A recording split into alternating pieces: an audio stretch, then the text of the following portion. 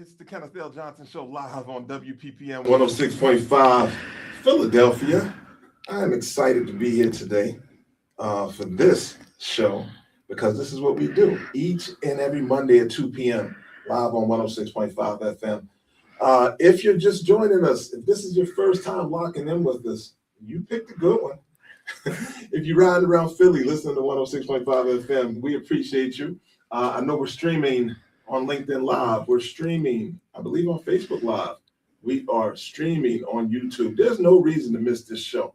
I tell people this all the time. There is no reason to miss the Kenneth L. Johnson Show. All right, Philly, let's do what we do each and every Monday. We talk a little bit about what's happening. Pulled up in the city today, and I'm walking around. I thought it was going to be raining here, but the weather's actually really nice. I haven't been in studio in quite a few weeks, and I am so excited and happy to be here. The city is still standing after the announcement of Mr. LeBron James joining the Sixers, so I was happy for that. The city is still standing after, well, I guess we're still celebrating the 250th anniversary of the country, and the city is still standing and waiting to welcome Dr. Vedette Coleman and all my people from the National Association of African American Museums. Their national conference is here, I believe, next week. So I'm excited, man, about that. If you may remember, Vedette was on the show talking her talk. That's what she does. And I trust that you guys will come out and support the National Association because they do exceptional work. And I'm just excited that they're bringing that work to Philadelphia. Now, you heard me say trust, right? You heard me say trust, right? And we're talking trust today. Let me go back and tell some stories. So we're talking trust today. We want to talk it with RoMaine Jones. Now, I trust that you know I have the best guest in the world to come on the show. This is what I do. Each and every Monday at 2 p.m. on 106.5 FM. I literally have the best guest in the world come through and holler at me and chop it up. But some of these guests I have a personal relationship with, and RoMaine happens to be one of those people. Now I'll go back, and when I say go back, I'm going to go back probably about, I don't know, 15 years. 15 years probably. No, maybe not 15, maybe 10, give or take. I don't know. All right, RoMaine's going to be able to let me know this. But all right, so check this out. I locked in and caught up with RoMaine back when she was laying off everybody at Sunoco. She may not even remember this. When I bring her on, we'll talk about it. But I called her. You know, I'm a recruiter. For those of you that don't know, I have a recruitment firm, East Coast Executives, and I was prospecting, came across RoMaine's name, and I locked in, gave her a call. We were talking. I was trying to get business, and she was letting the whole staff go pretty much.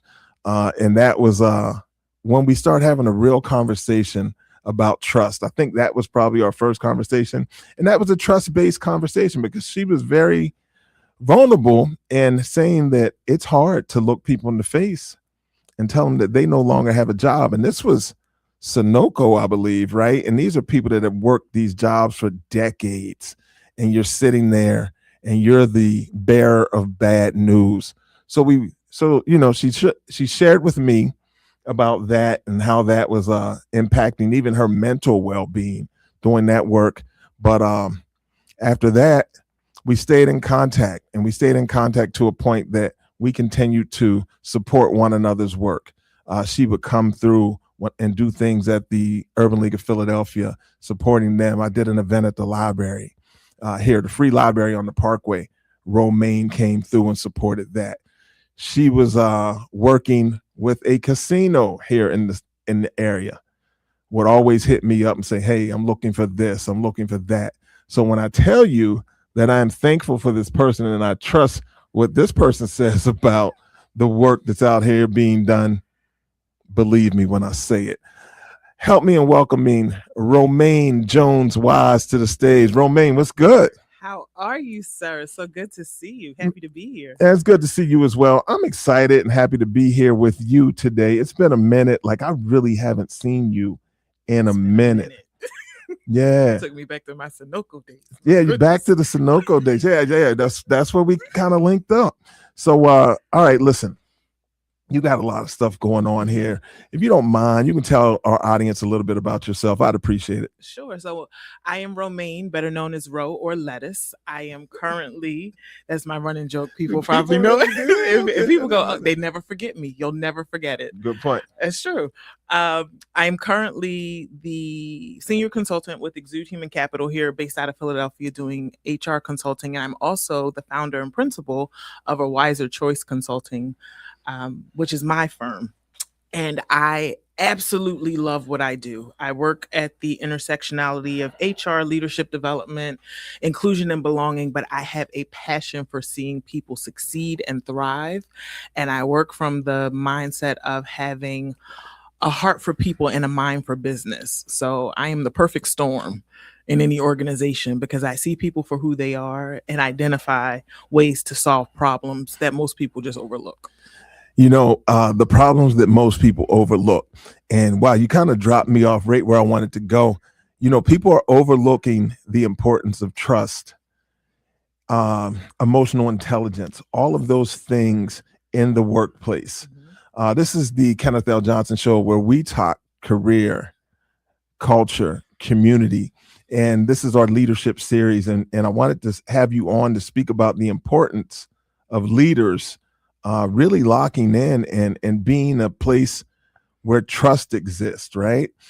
So, I guess the first question I would have for you in this conversation is, can you lead people effectively without being liked? Because a lot of times people equate trust with like. Right. Talk to me. They do. Of course you can. Yes, to answer your question, short and sweet, yes, leadership is not a popularity contest.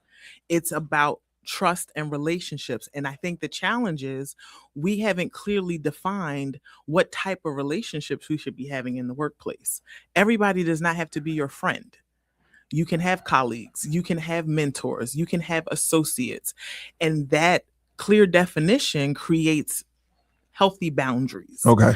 And what happens is we get leaders presently who want to become overly familiar with their folks, and it leads to subjective leadership, where people don't feel like they're getting the best version of the leader. They don't know which version of the leader is showing up.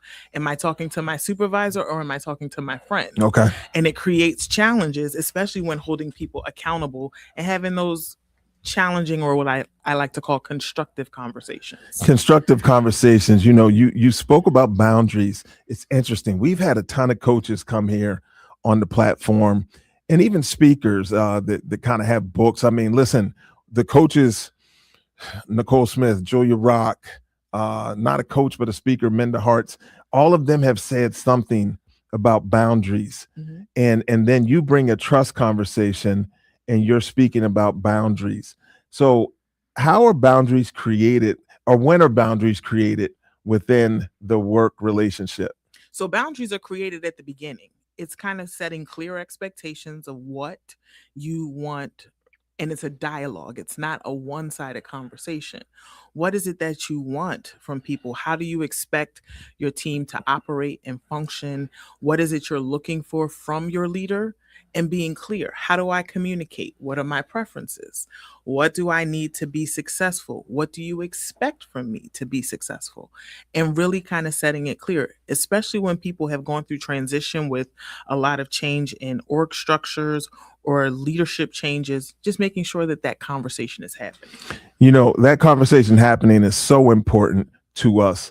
So we're talking about trust, but what makes a leader truly trustworthy? I know you spoke about setting those boundaries from the beginning, but what makes a leader truly trustworthy? Like, give me, I don't know, if we can just think of a leadership toolbox for trustworthiness. Talk to me about that. Leadership toolbox. Here are the 4 things that you need: integrity, consistency, clarity, competence, and care. Whoa. There it is. Repeat that again for me, please. Integrity. Okay.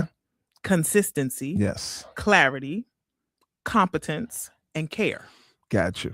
Now, do you need me to unpack all of those tools so people really understand it? I'm happy to. I think they would want us to. Okay. Hey, listen, if you got questions and you want us to start, locking in on some other things. Hit us up, 646-600-8510, 646-600-8510. It's the Kenneth L. Johnson Show live on 106.5 FM, Philadelphia. So the integrity piece is, do your actions match what you say you value? Are you really holding true to what you believe? Are you integral in your actions, how you treat people, and all of that? The big one for me is consistency. Can I anticipate what's going to happen? Do my employees know which version of me they're going to get? Do I show up differently when I'm stressed? Do you show up differently when you're under pressure? Do you show up differently at the office party? Let's talk about it. We've all been to the office parties, right? Uh-huh. That made me laugh. The clarity piece is kind of where the boundary line comes in and establishing. It's the expectations, it's the responsibilities, and also understanding what consequence may look like when things are not met. So people have a clear understanding of what that is. Competency is just important because none of us want to work for anybody who we don't think knows what they're doing. So you need to look competent. Sure. You have to know, what it is that you're doing. And the last one I think is where people miss the mark, the care piece. You want to care for people. You want to know how they're doing as human beings. Anybody who has ever had a conversation with me, a meeting with me, will know that I check in with the whole person before we dive into business talk. How are you? Is this still a good time to have conversation? Is there other things that are taking priority that we need to pivot? Understanding that everyone is dealing with something external to work and seeing them as a whole person. And caring does not mean you have to overshare and be overly personable, but I can care for you, your family, your situations, and be supportive without being overly familiar. RoMaine Jones live on the Kenneth L. Johnson Show. RoMaine, listen, as you break that down, I start thinking initially about accountability on both sides of this, right? But when does accountability become bad leadership? That's a really good question, Kenneth. Oh my goodness. It becomes bad leadership when it's done in an unhealthy way. And I say unhealthy in terms of context. So if you are holding somebody accountable, the way you do it says a lot. So you want to make sure that you're doing it in a way that does not cause embarrassment to someone. Any accountability or corrective action conversation needs to be private. It's not something you do in front of other people. That's extremely important. It is very important. Yeah. I'll share a quick story. I was in the bank on Friday and there was a supervisor giving constructive feedback to one of the tellers in front of other colleagues and a line full of customers. And at the end of my transaction, I asked to speak to her. And you asked to speak to who? I need to speak to the supervisor. Whoa, I okay. said, I need to talk to the lady that had the green blouse on. Talk about community banking. And they were like, well, she's not available. I said, well, I will gladly take her card. I got her card. I sat in my car and I sent her a very nice email and I gifted it as constructive feedback. That what you did in front as a customer of this bank for a long time, what you did in front of the customers and other colleagues was probably very humiliating to her. And it undermined her authority and her credibility to everybody else that was around her. Yeah, that's bad leadership and bad management and a lot of other things as well. All right, listen. Well, first things first, you should go to the bank on Mondays before you come to the show. Because you might be giving out money. I don't know what's happening over there at your bank. I'm blessed to be a blessing. But they need to start paying you because you're giving feedback. All right, is that innate to your personality? And here's why I asked this question. I remember earlier conversations that we've had, and you always kind of pointed me in the direction of something. And I think I appreciated that very much about our conversation. And I don't care if this was a place to go get lunch. Like you just always were like, hey, you familiar with this? Or, hey, did you think of this? And you brought that to the times that you've came and done mock interviews and things of that nature with some of our constituents and clients. So I can appreciate that. But is that just innate in you or is that part of your leadership journey? It's kind of both. I was raised by the most diplomatic mother charismatic father that you can possibly imagine. My Shout out to the Joneses. Could talk his way out of anything, and my mother was diplomacy personified, and I am the hybrid of those two. Okay. So that plus getting constructive feedback from mentors and leaders throughout my career has taught me that it's always a gift to receive any type of feedback, be it positive, be it constructive, and making recommendations for someone to consider is just a way for us to grow and develop. It's always about growth. Always about growth. Always. So always about growth is important for a couple of different reasons, because I do believe that the best leaders are active participants in the growth of the people that they're leading, right? And sometimes that is superseding their own growth to point out to someone or to position someone for another opportunity. I've seen some really good leaders take someone off of their team and position them in a better opportunity. They know it's going to impact their numbers, but they also know that this is a better place for this individual. Is that a part of good leadership? That's a part of stellar leadership.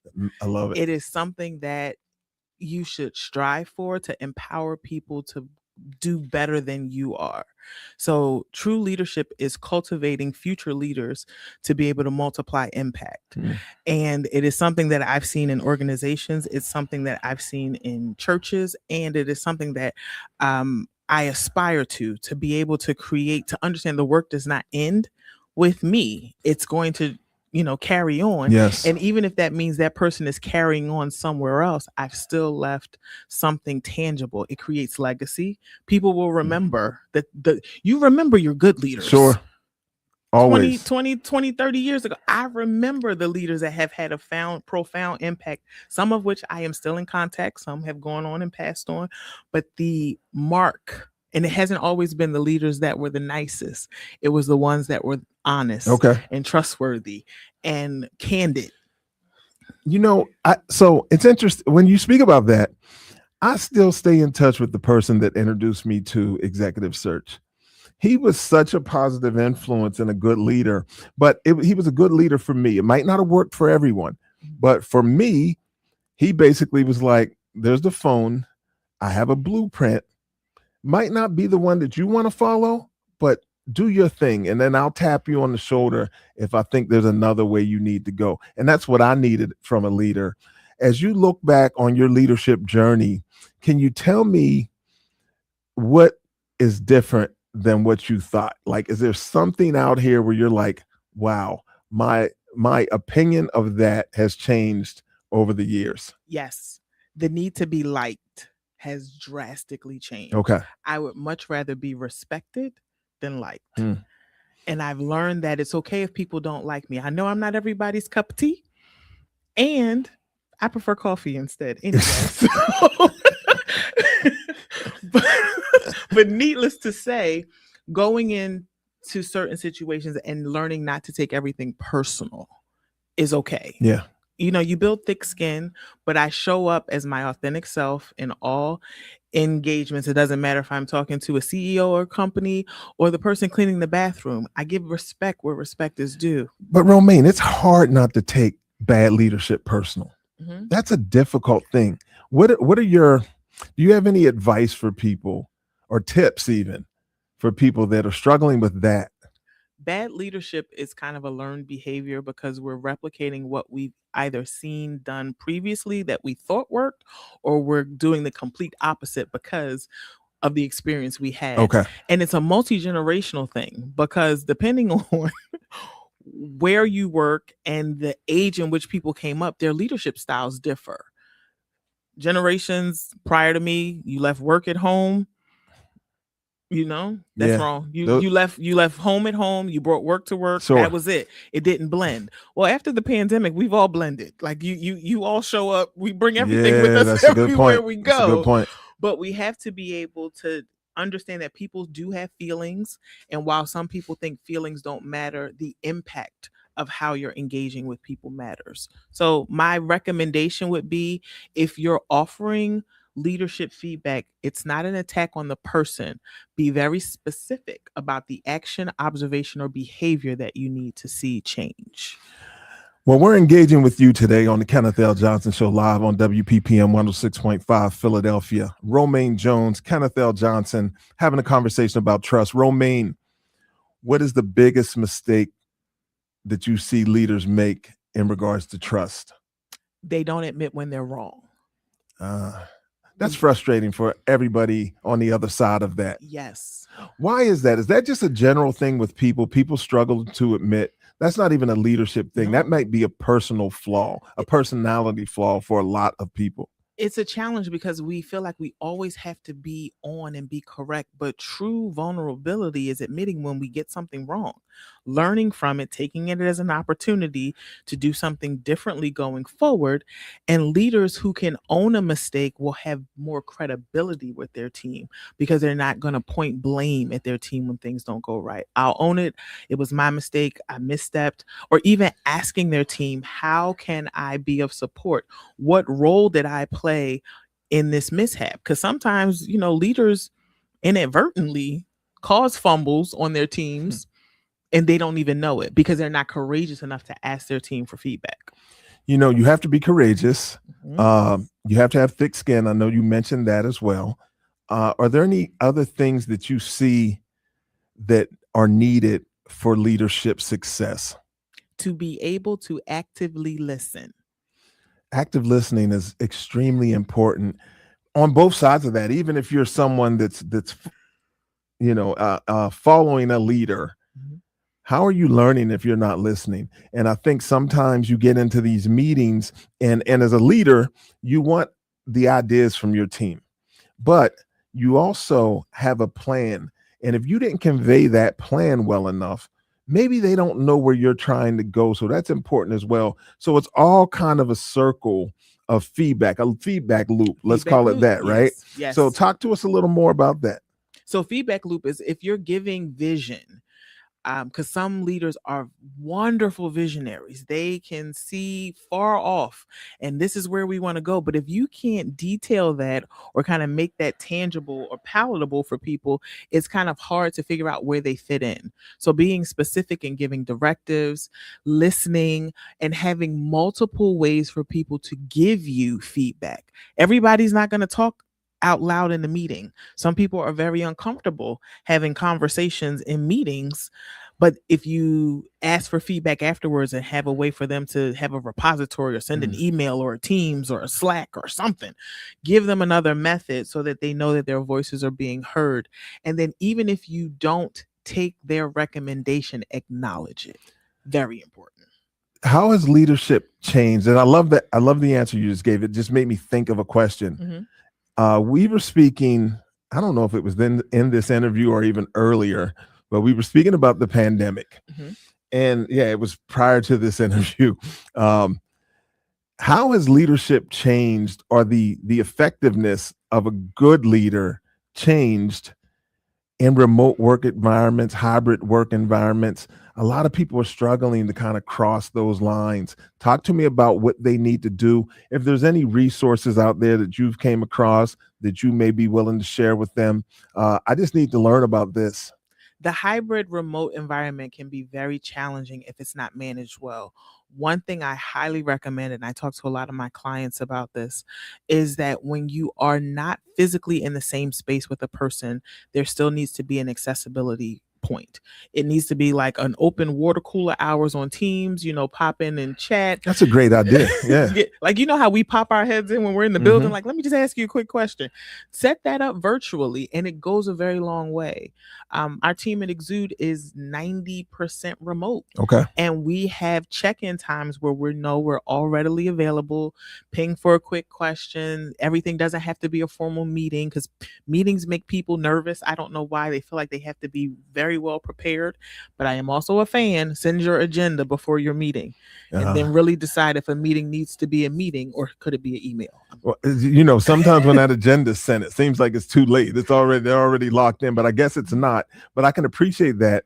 It drives me crazy when I have a meeting request and people don't tell me what we're meeting about. Right. And everybody's time is valuable, right, and I respect everyone's time, but this might not require us carving out time to meet. This may be a simple Q&A situation, and let's get to it.